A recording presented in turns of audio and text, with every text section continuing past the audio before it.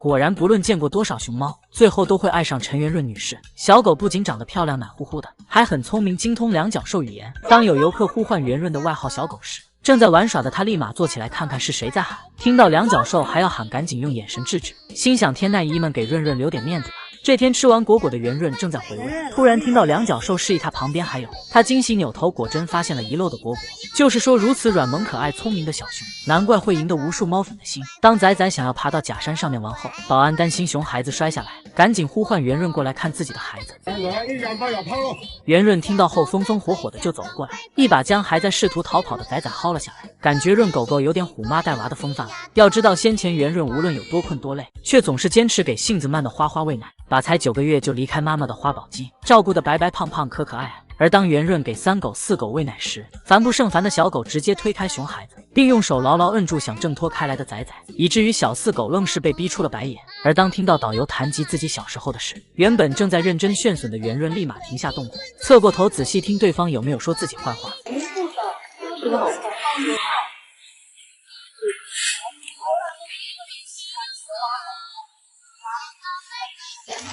不知小狗是否会怀念曾经和哥哥姐姐生活在一起的日子呢？虽然圆润经常跟奥利奥、淼淼一起挖煤，浑身上下造的乌漆麻黑，分外潦草，但好在每次完工，小狗都会去洗澡，小手不停往身上撩水，别提有多开心了。不过当淼淼在身旁时，小狗也会害羞，手举着一动不动，感觉它身体都紧绷着。直到淼淼走开，圆润才立马放飞自我。泡澡泡到开心的咩咩叫，我爱洗澡，皮肤好好。不仅如此，圆润还是个十足的小吃货。只见他一手拿窝头，一手拿苹果，然后闻闻这个闻闻那个，无法下定决心。难怪谭爷爷说钓猫时小狗最忙，最后啥也没吃到，并且圆润还会将游客的自拍杆当成钓猫，急得他直接踩在淼淼身上，示意自己准备好了。这一幕简直梦回小狗踩着奥利奥的脸眺望风景。我圆润看得远，是因为站在奥胖的脸上。只能说世界上的熊猫分为2种，一种是其他小熊，一种是圆润。大熊猫高高究竟有多傲娇可爱？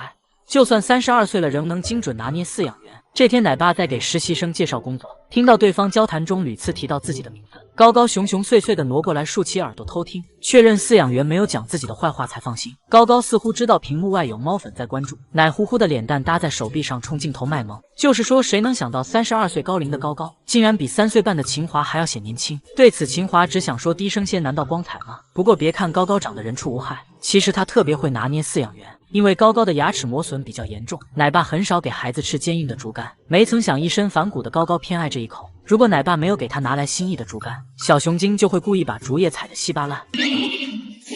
先吃叶子嘛，好不好？哎呦，你没吃你我踩得这样到处是，你太过分了。面对奶爸批评，高高立马假装无辜，左瞧瞧右看看，坚决不跟对方对视。无奈的饲养员只好给他拿来竹竿，高老爷这才心满意足的小口吃起来。等一下，来嘛，可以不？满意不？不愧是400公里奔考编的高高，在拿捏饲养员这块简直信手拈来，并且他还练就了一手假吃本领。只见高高抱着竹子吃得津津有味，实则眼睛一直盯着门口等奶爸带来竹笋。可直到他耐心耗尽也没吃到美味笋笋，于是高高扭头趴在小床上生起了胖气，肚子都气得跟河豚似的，一鼓一鼓的。在笋笋到来之前，我一句话都不会说。如果刘奶妈偷偷给高高单独加餐，小熊精不仅不会帮忙瞒着，还故意跑去月月家门口大口炫，气得刘奶妈忍不住吐槽：好大儿坑妈！对，这也想吃，看嘛，看你在吃眼气人家，还坐到门口吃，我都是偷到给你的。你看你都吃那么多了，你也把人家月月顶了。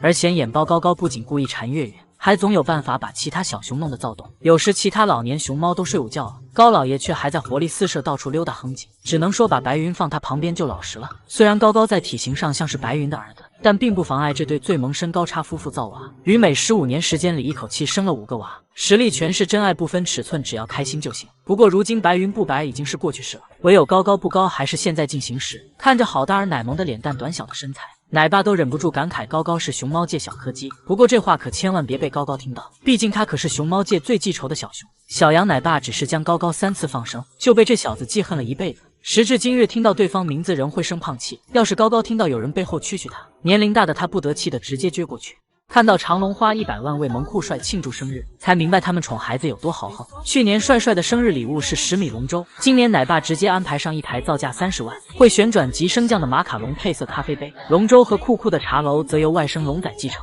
虽然咖啡杯转起来令游客都眼晕，但帅帅则始终淡定地坐在上面，吃着比自己还高的生日蛋糕。看得出他对这种大场面早已司空见惯。当萌兰还在幻想骑着木马征战四方时，酷酷早在去年就拥有了思雄定制火车，还是能360度展示拉式角度的那种。据说造价30万，并设置了4个站点，足不出户体验铁定直达拉萨。今年则是将火车头改造成茶壶，场地中间还建造了一座童话城堡。生日当天，酷酷就悠闲地坐在火车上，大口享用旁边的豪华果蔬蛋糕。而大姐萌萌因为还在坐月子，只能遗憾缺席生日 party。不过生日礼物还是必须要有的，据说是可以跟游客互动的音乐喷泉。可见熊孩子们无论多大，就算当了妈妈，在奶爸奶妈心里依旧是个可爱宝宝。不仅如此，长隆恨不能让全世界都来给他们的3宝贝庆祝10岁生日。不仅提前1周邀请明星录制祝福视频，当天还邀请李斯丹妮、高瀚宇、齐思钧等人一同参加萌酷帅的10周岁生日派对。就是说，这放眼整个娱乐圈都是相当炸裂。其实长隆的熊猫不仅生日格外豪华，日常生活更是令其他小熊羡慕不来。炎炎夏日，别的小熊都争抢冰块降温，长隆熊猫已经享受起了造价10几万的冰床，躺在冰床上睡觉时偶尔还能修个仙，并且每只小熊的冰床还不止1台。哪怕帅帅闲着无聊把冰床拆了，奶爸也只会含泪夸好蛋干得漂亮。就是说，长隆你这么卷不要命了。平日滚滚们的下午茶也是花样百出，有时还能吃着秘制生蚝搭配啤酒，闲来无事还能和3两好友聚一起打麻将。奶爸甚至手工制作了直升飞机、大潜艇，并且饲养员还会培养宝贝的兴趣爱好。今天学舞蹈，明天学摄影，后天开演唱会，就是说简直活成了所有大熊猫的梦想。很难想象当媚猪过1周岁生日时，长隆会给宝贝举办何等盛大的聚会。毕竟自媚猪出生后，官方就恨不得昭告天下，不仅在地铁站的 LED 屏上放满宣传海报，官方账号更是恨不得每天更新800个视频，并且长隆还主打与游客们同喜同乐，派发了坐月子必备的猪脚姜和红鸡蛋，豪华满月宴更是让姨姨们垂涎欲滴。只能说长隆才是熊猫界宠娃天花板吧。大熊猫草草一家简直不要太可爱，每位成员都各有各的出圈方式，胳膊、屁股、头、耳朵哪里都比较短，五短美美。这只被奶爸吐槽哪哪都短的小熊，就是草草野外引种得来的闺女美美。除了浑身软软糯糯、底盘有点低外，美美还有个超可爱的打招呼方式。当听到许久不见的小木奶爸喊她，有些疑惑的美美先是坐在门口闻气味，确认过眼神是自己熟悉的人后，立马兴奋地站起来给奶爸捶了一拳，仿佛在说嘿 bro 你咋才来。其实美美还有个双胞胎哥哥和和，就是那只身高1米9、长相英俊帅气，看似在情场游刃有余，实际还带着小天才电话手表的和和。那个和和是公的，年纪是成年了，但是还没有长大，还是小朋友的感觉。因为和和美美是全球首例野外引种存活的双胞胎，尊贵的也一代，两熊从小就被称为皇太子皇太女，是中心捧在手心里的宝贝疙瘩。因此去年就安排和和去繁育园现场观摩太子父金科的造熊过程，今年中心又安排和和进行行为训练。这要是别熊早就妻妾成群了，但据说和和一进繁育园就狂炫笋子，而美美妹妹也同样只知道吃，因此兄妹俩6岁了都还在马卡巴卡。不仅如此，作为大家长的草草，除了为中心野培做出的贡献外，身上也曾有过许多有趣的事。据说当年奶爸担心草草会被欺负，特地给闺女带了1箱脆苹果做聘礼，嘱咐她不要自己吃，给男熊分一点。结果草草直接把1箱苹果都炫了。而草草的好蛋儿画虎更是搞笑男，被野放的双胞胎妹妹化娇都有孩子了，可他却主打不爱美女偏爱玩屎。别的小熊都会找个固定地点上厕所，画虎却能做到边吃边拉，边拉边甩，边甩还边踩，甚至把屎糊的满墙都是。感觉当画虎的饲养员得时刻备着降压药。而草草最小的孩子星野木野，如今即将5岁了，还住一起。虽然两熊都长了一张车座子脸，但因其珍贵的血统，今后注定成为种公，想必中心未来漫山遍野都是车座子。如果说这些弟弟妹妹是因搞笑出圈，那大哥淘淘的出圈方式又好笑又可怜。当初淘淘和妈妈在核桃坪参加野化，工作人员给他检查时都会穿上熊猫服，从而避免淘淘对人类产生依赖心理。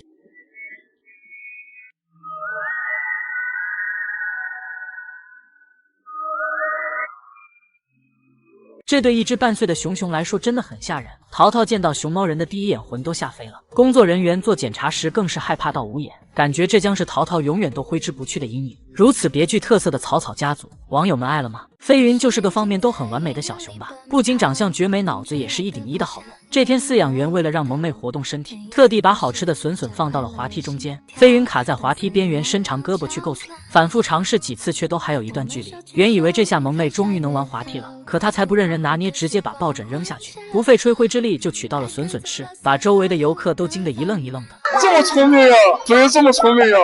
用抱枕把它给这个宝莲把他给打下去了。而第二天，奶妈为达到目的拿走了抱枕。飞云起身扶着滑梯，试图够最上面的一根笋，心想一天天的真是一点人事都不干了。紧接着，萌妹爬上木架，打算从上面去取，甚至还思考了下要不要扔最爱的小白象。但好在这次距离近，很轻松就到手了。就是说，飞云这智商高低得上个清华北大。都知道萌妹拳打金虎，脚踢妙音，殊不知打架也是要讲究技巧的。每当被妙音压制时，飞云就翻滚躲避，眼看外甥女越打越上头，隔壁金虎急得嗷嗷喊：“别打了，别打了！”只能说，如果胡子是联动第一话痨，那飞云则是乖巧聪明的美女学霸。一次，奶妈把苹果放到了闺女手里，萌妹想吃，却发现爪爪收不回来了。正当奶妈好整以暇，想看她如何解决时，飞云却表示小意思，瞧好半天，随后就伸出另一只手把果果塞嘴里，动作一气呵成，把奶妈都给看呆了。果然，任何困难都难不倒我们萌妹。当飞云挖坑准备干一件大事的时候，机智的他还经常探头观察奶爸奶妈的动向，毕竟万一被抓包，还得被通报批评呢。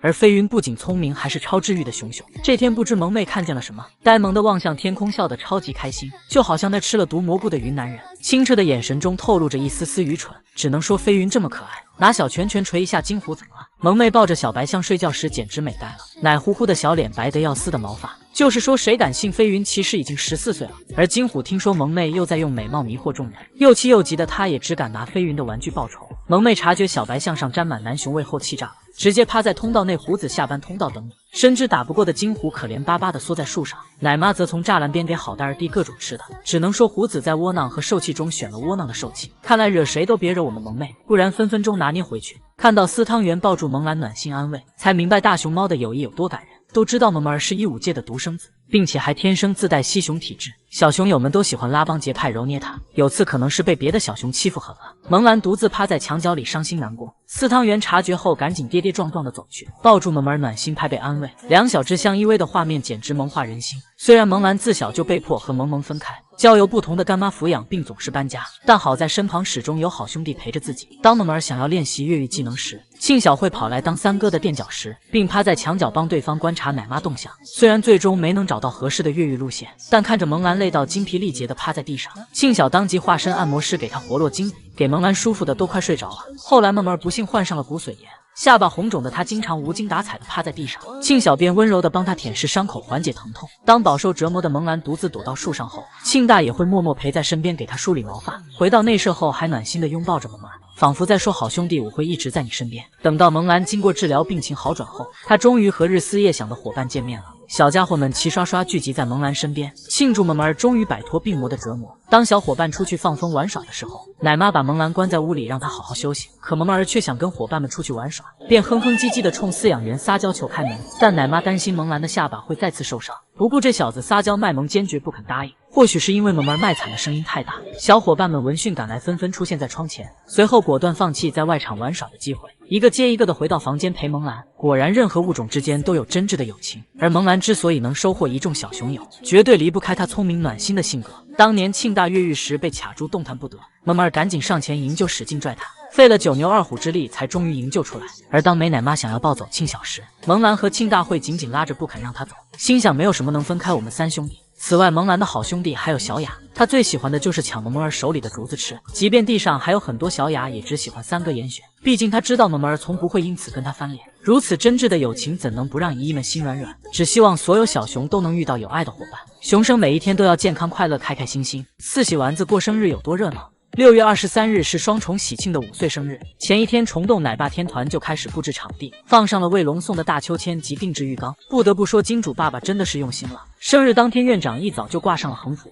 并给四喜丸子准备了豪华生日蛋糕以及成人酒，酒杯上刻了熊熊的名字。不得不说，这仪式感让两脚兽都羡慕。一切准备就绪，寿星们闪亮登场，摸了摸新玩具后就被生日蛋糕吸引，紧接着几熊排排坐开始打麻将，画面和谐到根本不像一群成年熊。但虫虫身为组合中的搅屎棍担当，一天天根本闲不住，只想找点乐子。只见他吃完蛋糕后就霸占了新秋千，庆妹也想玩，却被一个大鼻兜直接打懵，随后就连滚带爬的去跟喜姐告状。虫虫则翻着小白眼，一脸傲娇的表情，这天下迟早会变成我蓝虫虫的。而当瞥见哥哥啃完蛋糕趴在桌上休息时，倍感无聊的虫虫猪蠢蠢欲动，又想搞事情。只见虫虫身子一歪就抢占了麻将桌，双总气恼之余给了弟弟一个泰山压底，可虫虫非但没有见好就收，还一掌甩过去，把措手不及的双双打得一脸懵。俗话说，不在沉默中灭亡，就在沉默中爆发。回过神的双双气势汹汹地朝弟弟走去，毫无防备的虫虫猪当即吓得一激灵。你不要过来啊！随后双双凭借大体格把弟弟挤了下去，虫虫猪无能狂怒，一口咬住对方大脸蛋，那架势恨不能把双董的皮套给扯掉。好在双双看在大喜日子的份上，始终强忍怒火，没跟臭弟弟计较。要是照大宝哥那暴脾气，早就把虫虫猪给揍出狗叫了。只能说虫虫不愧是搅屎棍担当，不是在聊架，就是在去撩架的路上。其实虫虫猪的名场面还有很多，小家伙不仅凭借考拉预兆火遍全网，玩起秋千来也是一把好手。只见双总和喜庆姐妹正在喝盆盆奶，虫虫猪突然荡着轮胎秋千闯入镜头，小家伙满脸笑意，别提有多悠哉了。就是说隔着屏幕都能感受到岁月静好，不得不感叹时间过得真快。从小用一个姿势喝奶的4小只，如今已经5岁步入了成年，不知未来还能在一起多长时间呢？但只要每只小熊都能健康快乐，相信姨姨们也都放心了。大熊猫菊萌萌带娃有多敷衍？虽然是第一次生娃当妈妈，但萌萌早已学到成大带娃的精髓。只要月嫂不在，就把娃往地上一丢，自己跑到房间另一端角落炫饭。起初媚珠还哼哼唧唧地表示抗议，可当她差点接受100千克铺天盖地的母爱后，媚珠内心 OS： 这母爱谁爱要谁要。原来萌萌带娃累了就趴着休息，完全没注意自己压住了睡觉的媚珠。闻讯赶来的奶妈吓得赶紧薅萌萌起来，这才保住了猪妹的一条小命。果真是母爱如山，300多斤。别的小熊被妈妈舔得粉粉嫩嫩，而媚珠却白得跟卫生纸似的。只见萌萌正勤勤恳恳地舔娃，原以为她的母爱终于上线了，可没曾想这只是萌萌的假动作而已。不仅娃抱反了，舔的还是自己手。只能说萌萌有点母爱，但不多。别的熊猫妈妈警惕性十足，生怕孩子被饲养员偷走。萌萌只要逮着机会，就将孩子扔给金牌月嫂照顾。只见她走到门边后往地上一趴，而可怜弱小且没毛的媚珠则在地板上边挣扎边滋哇乱叫。奶爸看到这幕吓得差点原地昏倒，赶紧用手不停拍闺女熊腚提醒她，可奶爸使多大劲，萌萌都浑然不觉。最后被烦得不行，才悻悻起来抱娃。只能说这哪里是金牌月嫂，分明是媚珠的贴身保镖。当萌萌搂着娃呼呼大睡的时候，奶妈担心着凉，想让她盖住宝宝，结果浑身反骨的萌萌愣是不停，气呼呼地甩开了奶妈的手。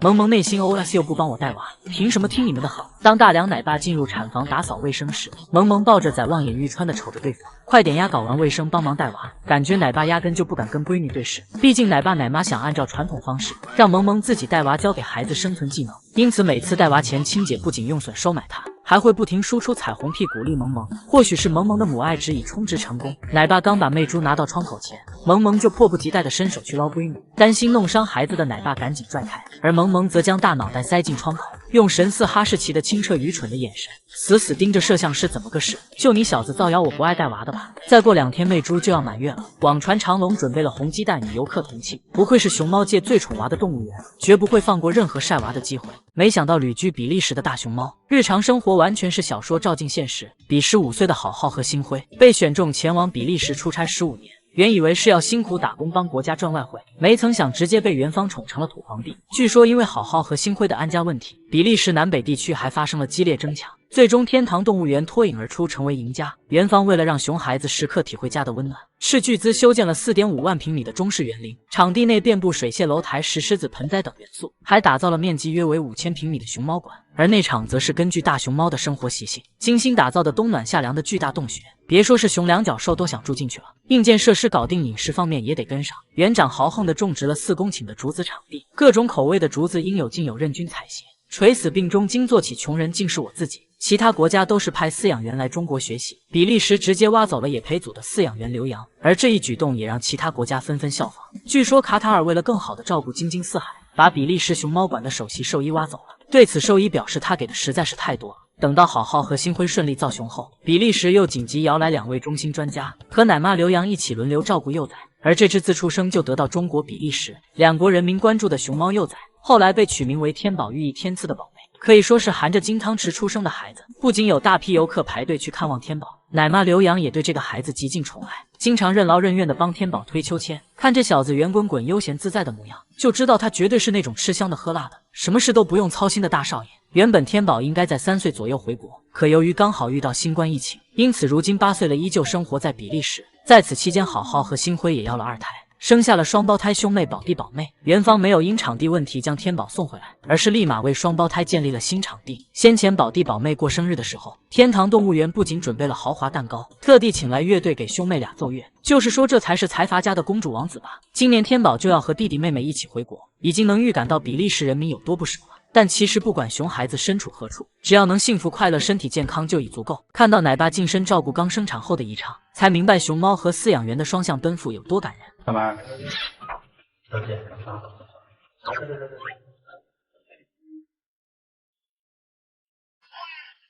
因为宜畅产下的是双胞胎幼崽，为了2个孩子都能健康长大，陈奶爸需要近身取宜畅的母乳，喂给育幼室里嗷嗷待哺的大崽。只见奶爸仔仔细细给手消毒后，端着熊孩子最爱的蜂蜜进入产房，将周围的竹子全部清理出去后，便开始一人喂蜂蜜，一人采奶。尽管待崽母猫有很强的领地意识，但宜畅却相信奶爸不会伤害自己，一直安静坐在角落配合对方采奶。期间，宜畅还傲娇地抬起小脑袋，仿佛在说看我乖不乖，赶紧夸夸我。王奶爸心领神会，温柔地抚摸宜畅，双向奔赴的感情令人倍感治愈。然而，当宜畅生产半个月，奶爸照常打扫产房卫生时，他突然焦躁地冲着对方怒吼，还做出带有攻击性的举动。陈奶爸见状，赶紧退出产房外，并不停呼唤宜畅的名字安抚他。随后，奶爸来到监控室寻找原因，震惊地发现宜畅坐过的地方有血迹，甚至出现了令人心惊的红色异物。陈奶爸担心宜畅身体出现问题，赶紧马不停蹄地赶回内舍查看，并通知兽医团队给孩子做检查。兽医团队决定对异物取样化验，分析是否存在感染的风险。等待结果期间，奶爸的心始终悬着，时刻守在监控室盯着宜畅的情况。好在不久后血迹现象开始减少，而兽医也告知检查结果并无异常，应该只是正常的产后现象。奶爸悬着的心才终于放了下来。这个猫应该没有什么大的问题，就从目前来看，就是我们后面还是继续观察吧。然后待会儿我们也会再来看一下。应该是没问题哈。对。好的。随后，奶爸高兴地去准备营养加餐，将宜畅爱吃的窝头胡萝卜切成小块，像照顾自家闺女一样亲自喂到嘴边。宜畅也在奶爸的照顾下很快恢复健康，因为要同时照顾2只熊猫幼崽，奶爸担心畅妹的营养跟不上，于是将钙片塞进苹果块里喂给她。看着宜畅意犹未尽的小模样，奶爸无奈地举起盘子让闺女确认，满满的宠溺简直要溢出屏幕。然而美好的日子总会有结束的时候。为了将房间腾给有繁育计划的小熊，宜畅要带着孩子前往避风峡暂居。离别之际，奶爸内心分外不舍。小妹儿，你马上要走了，乖乖，你看你马上要到演去了，你认得到我不嘛？乖乖，你还认得到我不？你还认得我不嘛？啊，那给你点吃的。我给把眼儿戴好哈。但纵有万般不舍，也不得不放手。奶爸强颜欢笑，和宜畅拍下最后的合照，亲手关上笼门，并把闺女送上转运车。虽然奶爸不能再陪在宜畅身边，但相信所有分离都是为了更好的相遇，而双向奔赴的感情也足以温暖时光。原来大熊猫看到喜欢的人，真的会不顾一切的跑过来。西嘎。这天，思佳突然听到阮干妈呼唤自己，原本正在发呆的她瞬间变得兴高采烈，然后踏着欢快的步伐飞速跑了过来，隔着屏幕都能感受到她有多激动，并且当阮女士疯狂夸闺女好看时，思佳还会羞涩的捂住小脸，开心翻滚。妈妈。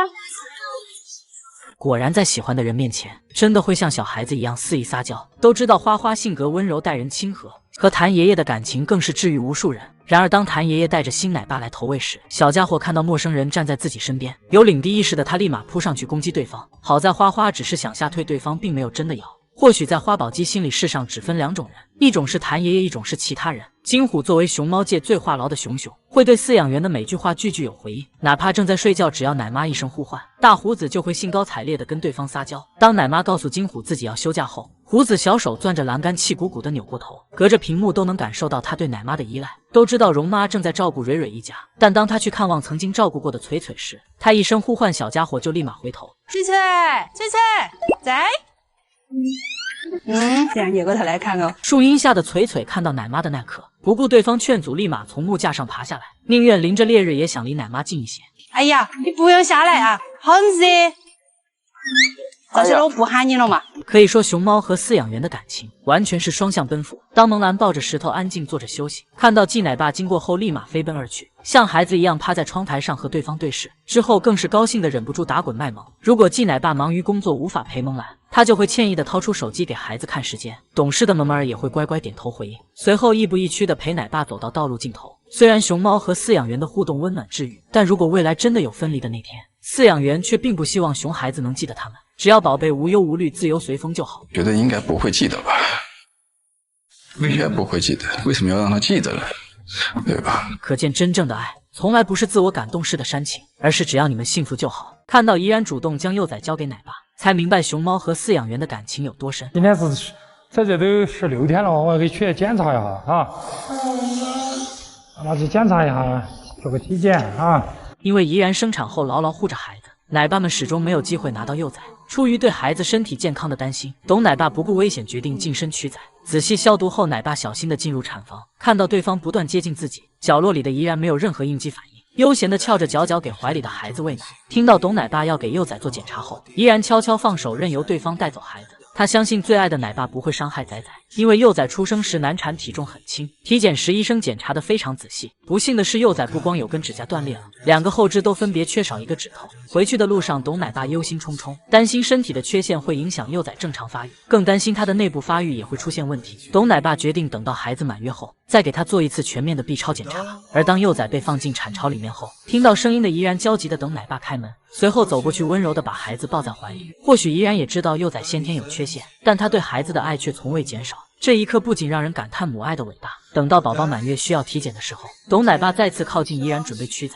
或许是觉得笋笋没有蜂蜜香，怡然牢牢护着崽崽不让奶爸拿，董奶爸只好端来一盘子蜂蜜，一口口喂给闺女吃，才终于拿到崽。想必这就是被偏爱的有恃无恐了。可正当医生给宝宝体检的时候，长时间见不到幼崽的怡然变得烦躁，不停走来走去寻找自己的孩子。检查完没有？你那个怡然找这有点凶哦，不停地在忙着，不停地走动，不停地找小崽崽。幸运的是，经过医生详细检查后，宝宝的发育情况并没有明显异常。奶爸惴惴不安的心这才落下，赶紧将他还给了等待已久的怡然。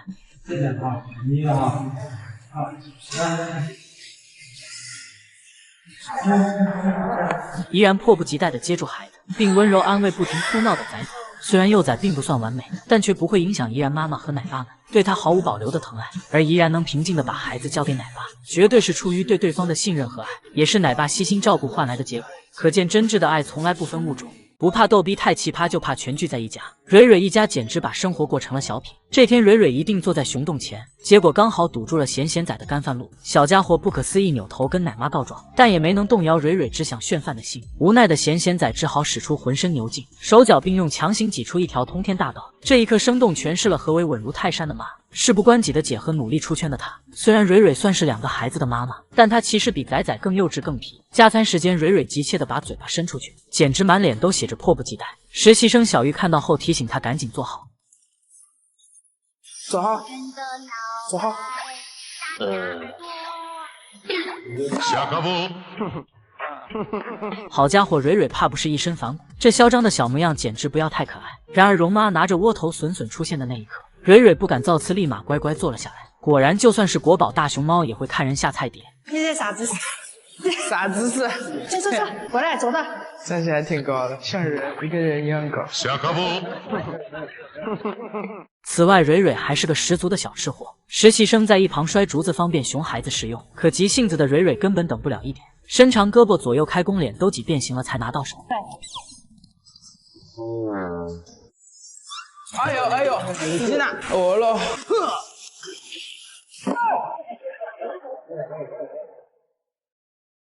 别看平日里蕊蕊比崽崽更淘气，但其实她还是个有强迫症的讲究熊。有的小熊巴巴到处扔，还有的发愤图强。而蕊蕊拉青团必须要在同一个地方，甚至她打孩子都是一碗水端平。打了咸咸仔后也得把蕊蕊仔揍一顿。当初神树坪给小熊们过集体生日，蕊蕊一家分配到了水果超市，可由于上面开业大吉的吉写错了，忍不了一点的蕊蕊直接掀了摊子。就这样，超市开张不到30秒就倒闭了，还把一旁炫饭的崽崽吓了一跳。心想完了，赔的裤衩都不剩了。不仅如此，蕊蕊带娃更是乐趣横生。为了把不听话的熊孩子收回内舍，蕊蕊咬着他后脖梗后腿伸出去探门，感觉这个腿长足足有花菊3倍之多。当咸咸仔想玩干妈的新丰荣时，蕊蕊二话不说，直接把小屁孩拖回去打。咸咸仔试图逃跑，却直接自投罗网。就是说，这反转简直比春晚还要好看。如果蕊蕊不想带娃，崽崽偏要贴时，她立马把整个身子都蜷缩在熊洞里，甚至还使劲往里推了推自己的肉，最后直接捂住脸逃避这世俗的烦恼。果然，就算是大熊猫也不愿意带娃。万万没想到，长隆发布的晒娃视频竟让鸾动官方极度的面目全非。自从长隆的菊萌萌生下闺女后，长隆恨不能每天发800个视频晒娃。光棍俱乐部鸾动见状顿时坐不住了，恨不能直接将手伸进屏幕里抢孩子，甚至还给长隆官方发去私信，把媚猪送过来吧，谢谢。不得不说，好在萌萌生的是独苗，要是2只鸾动是真敢连夜去打。正所谓得不到的就毁掉，索要无果的栾动彻底化身可疑，扬言自家猪妹可比媚猪可爱多了，还表示在数量上取得了胜利。这操作都把吃瓜群众都给看愣了，只能说长隆官方再忍几个月，没准这种状态等梁月生了就会转正。当初栾动跟虫洞的大馆长提亲，不仅精心挑选了林岩最帅的照片，还诚恳地表示今后工资都归梁月管。可没曾想栾动前脚刚提亲，虫洞后脚就把梁月送去四川相亲，网传他的相亲对象之一还是荆轲。好家伙，一夜之间老婆变小妈，这不妥妥的唐玄宗和杨贵妃的戏码。弱小可怜又肥胖的林岩直接扑晕在厕所。爹，收手吧，给孩子留点脱单的机会。如果说别的动物园沉迷于晒娃，那栾动则执着于当官方界的街溜子。都知道林岩和振生是同班同学，小时候还经常被对方夺笋，于是乎栾动带着好蛋儿去讨公道。没曾想岩洞和振生一样不好惹，就是说没人考虑真不高兴的感受嘛，毕竟他才是真正的食物链底层熊。而当中心专家在直播间科普熊猫游戏，把梭子卸脸的振生归为车座子后，栾动当即带着这个消息跑遍评论区，言语之间颇有些幸灾乐祸的味道，气得岩洞牙痒痒，赶紧给闺女证明我们是梭子脸车座子是林岩同学，只能说被振生揍一顿就老实了。而栾动不仅喜欢挑逗各大动物园，甚至就连自家好蛋儿都不放过。林岩称体重把称压坏的糗事，就是被栾动官方捅到粉丝群里了，甚至调侃下次要买个称大象的称，这难道就是爱到深处自然黑吗？此外，官方还给胖岩 P 了不少照片，甚至就连雷达奶爸也惨遭毒手，或许是心虚发完就请假紧急避险，还特地拜托粉丝帮忙盯着。终于明白林岩为何是显眼包了，原来一个动物园养不出两种风格。看到旅居比利时的熊猫好好主动给饲养员看刚出生的幼崽，才明白真正的爱从来都不分国界。这是7岁的好好第一次当妈妈，没有经验的她面对幼崽手足无措，小心翼翼尝试几次后才终于抱起孩子，动作轻柔到仿佛在触碰1岁的珍宝。看着新生命诞生的这一幕，产房外的奶爸露出欣慰的笑容，奶妈刘洋则感动得热泪盈眶。但由于好好抱娃姿势不对，幼崽自出生起一直没能吃上母乳，饿得嗷嗷大哭，不停在怀里挣扎。或许是感受到奶爸奶妈们的担忧，好好突然叼起宝宝，认真跟对方展示，用自己的方式告诉饲养员不必担心。可见他们之间从来都是双向奔赴。等到好好和幼崽都平静下来后，饲养员商量后决定给宝宝做体检。为了转移好好的注意力并补充体力，奶妈还特地准备了她最爱的蜂蜜。因为足够被爱，所以选择相信。看着逐渐靠近的奶爸奶妈，怀抱幼崽的好好没有任何攻击行为，甚至主动放手让奶爸扶着吃奶的幼崽，自己则乖乖舔舐着奶妈手上的蜂蜜，好吃到耳朵都快要起飞了。随后奶爸把幼崽从好好怀里拿走，全身体检后，一个喂奶一个负责录像，好好则在产房里不慌不忙地等孩子归来。他相信奶爸奶妈绝对不会伤害宝宝。之后奶爸需要给仔仔做体检时，仅用一根笋笋就能顺利完成交易。而看着奶爸拿着幼崽飞速逃跑的背影，好好只想说慢点慢点，又不会吃了你，足以可见好好究竟有多信任对方。等到3年后好好生2胎的时候，奶爸更是毫无防备地出现在他身边，用无声的陪伴给予好好莫大的力量。可以说好好和饲养员之间的感情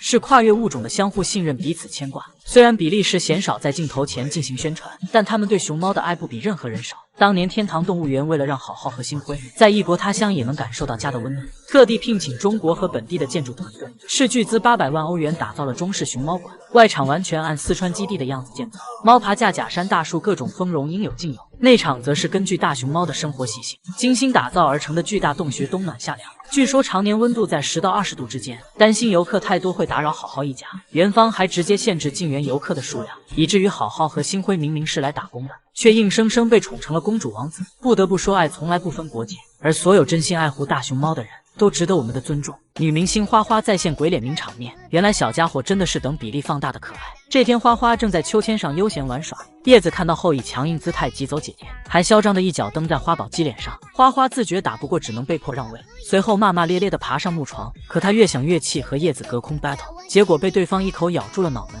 于是等叶子玩累了进入梦乡后，花花气哼哼地朝对方做鬼脸，再现小时候的搞怪名场面。可惜叶子睡得跟小猪似的没看到，整蛊失败的花花只好悻悻放手，嘴里念念叨叨，这次就饶过你了。就是说花花怕不是吃可爱多长大的吧。自从花叶姐妹有了空调办公室，不用营业的两熊彻底抛弃偶像包袱，每天不是你弱我就是我压你。明明有好几张小床可以睡觉，可姐妹俩硬是相中同一张床，互不相让。最后被挤到角落里的花宝鸡越想越气，扭头想咬妹妹，没咬到还想再来一口。待宰多年的叶子不慌不忙，只是翘起脚脚就成功压制住花花。只能说要不是空调房里安装了监控，粉丝绝对想不到花花竟如此活泼。午休时间，叶子四仰八叉的睡着了，可花花一沾上床板就感觉浑身难受，从床头孤涌到床尾，再从床尾孤涌到床头，这在幼儿园是要被叫出去罚站的程度。然而花宝鸡都团成了球，仍没找到睡意，最后只好委屈巴巴来找妹妹贴贴求安慰。而迷迷糊糊的叶子也不忘安慰姐姐。或许花花就是因睡眠不足而身高1米吧。要知道花宝鸡打小就是午休战神，整个基地的200多只小熊都在睡午觉，只有花花仍精力旺盛，没有丝毫睡意，要么啃自己的手，要么躺着吃笋笋。并且那时的他体型比其他小熊大1圈，简直就是幼儿园里行走的霸王花。淘气起来不是扒拉那个姐姐，就是压住这个小弟弟。不过当花花发现别的小熊都在长大，而自己却还在原地踏步时，他立马变乖，心想识时务者为俊杰。虽然花花经常被土匪头子夺笋，而谭爷爷就给宝贝孙女开小灶补上，但他心里其实鬼精鬼精的。只见花花边吃窝头边瞥向艾灸，发现对方有想抢食的念头，立马将整块窝头全都塞进嘴里，心想就算拿也得恶心死你。看到对方转头才放心吐出来继续吃，就是说花花其实是个小熊精吧，也难怪能获得众多姨姨的喜爱。